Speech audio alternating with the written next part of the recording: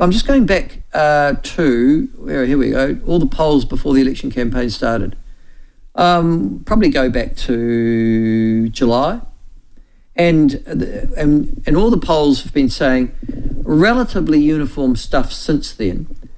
Somebody, though, who runs or has been responsible for one of those polls that has been considered quite seminal in terms of appropriating the New Zealand perspective is the Taxpayers Union Curia poll. And one of the founders of that, indeed, the founder of Curia polling, joins us now, David Farrar. David, thank you so much for joining us on quite a momentous day, really, isn't it? I'm not sure it's momentous. I think it's almost a relief, like, thank goodness the campaign's over. Let's just count the votes and hopefully move on. All right. Well, yes, there is that sense of relief, but always the day before an election, I know what it's like, so do you. A day before a campaign, you're out there, you're all quite a sort of frenzied, but at 6 o'clock tonight, there'll be a few beers and wines consumed, I'm sure.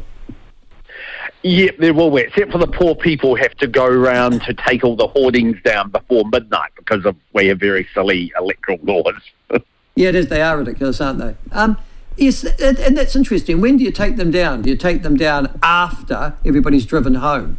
Because you want them around? Yes, they still want people to see the homes. So you have things go out usually around 7, 8 o'clock at night. They start taking them down.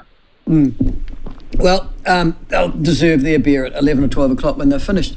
David, I want to go back to the start of the campaign. And I can't even remember when the campaign proper started because it seems like it's been perpetual. When did we officially start the campaign? Was it sort of July? Officially would be 3rd of September, usually September.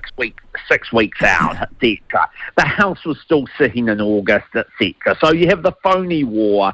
I actually think the campaign effectively starts after budget. But, the government says, here where we are, these are our major policies, and you've still got verbal legislation. Like you have, the phony campaign from the budget on, really, and then the full-time campaign, I guess you could call it, from September.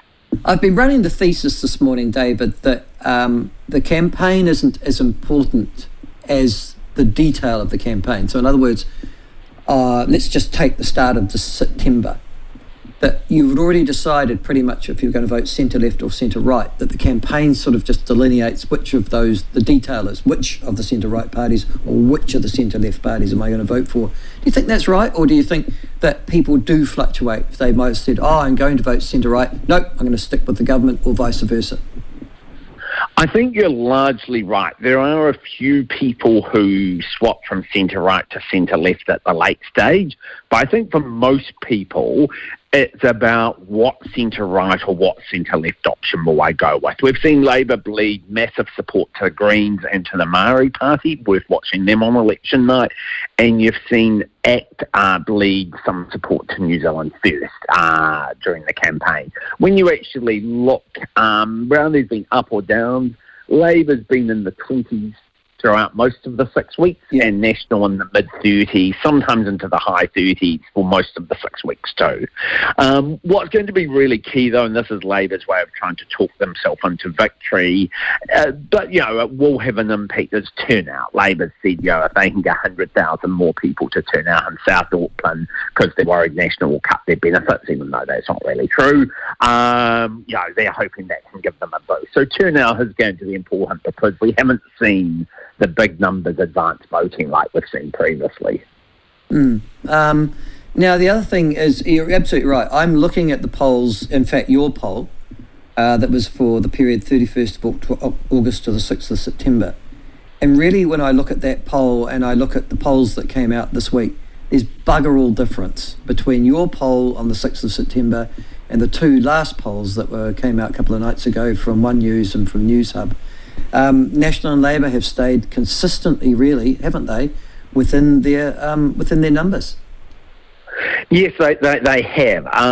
It's been a long time. I think there might be one poll out showing Labour in the 30, but we've had just poll after poll after poll saying they're in the 20s, which is below any other incumbent party has ever polled, let alone a party that got 50% at the last election. Even though the final election result between centre right and centre left will be relatively close, as it always is under MMP, I don't think we should escape the magnitude of a party losing what will be close to half its caucus. That is saying you happened under FPP because it was all marginal seats then, but that's not meant to happen really under MMP where you go from 50% to 28%. No, and that's right. But the thing is that the National Party are not the repository of that. When you look at the consistency of the polling over the last, 2 months, David, again, National have been very consistent. And then if you add the two parties together, we're finding that under 2/3 of New Zealand are voting National and Labour combined. We haven't seen that since the late 90s, have we? From the first MMP elections. No, you're right. We haven't. And, both ACT and New Zealand First have done relatively well. New Zealand First, I think it was very clever to rule Labour out early on because it allowed them to soak up some of the anti-government vote. So you've had three parties there all saying we're against the government, but National has to always worry more about the centrist voters, so they have to go a bit soft on issues like co-governance and that, and focus more on the big issues. And it allowed both ACT and New Zealand First for that quite significant number of New Zealanders who think free speech, democracy, co-governance are huge issues to gravitate to one of those two parties. Yes, and I guess that's what I'm going to ask you. So, given what we've just said, that National and Labour have stayed pretty much in the tram lines in terms of support over the last 2 months, then you might say that the campaign, despite the emphasis on the two party leaders, has actually not been all that fundamental to their polling support, has it? No, there's been no breakaway moment for anyone. Like, the Greens have certainly picked up support, but not through probably anything the Greens have particularly done well. More that Labour's just shedding young progressive support because, they're not actually standing for anything. Some campaigns you get these breakout moments. Well, some people say in 2011 the breakout moment was Key versus Gough on Show Us the Money. The one that I remember was actually the election before 2008 when there was a question about what do you think it's like to be well off in New Zealand or to be poor? And Helen Clark gave a very good, precise answer about, well, the OECD defined poverty as below 45% of the average income. Where John Key said, I reckon you're well off when you don't have to worry about opening mail. And it was a seminal moment because it showed them in touch, it showed empathy, it showed understanding, and people very close to them say that's when they think they won their election. So sometimes you can have these moments in the debates which are seminal, or you can have blunders on the campaign trail. We haven't really had that. We've had very aggressive debates, and I think they've probably turned people off politics to a degree, but I doubt they've changed huge numbers of people. I've also been advancing a thesis that although Christopher Luxon comes across quite bland and sometimes sterile, last night was a good example of that.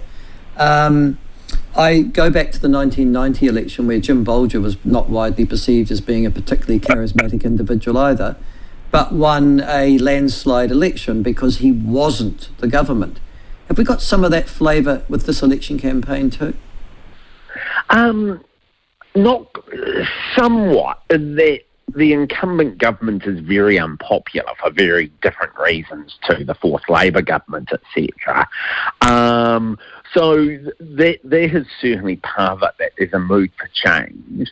Bolger, of course, went on to win 3 elections and had very good.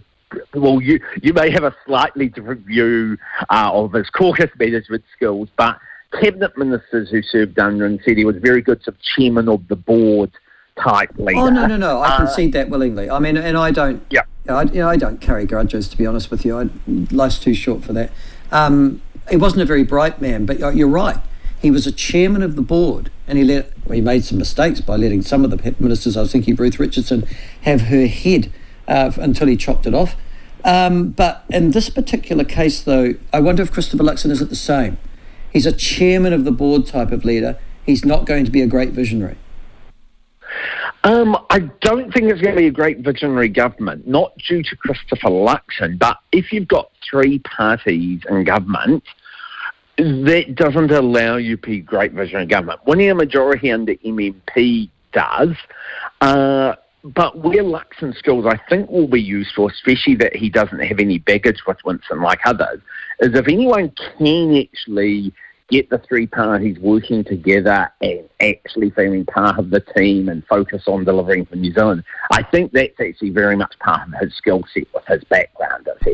Proof will be in the pudding, but I think that skill set's actually going to be much more useful than the sort of more visionary, we can do anything just in the moment, because of course they didn't actually manage to achieve much.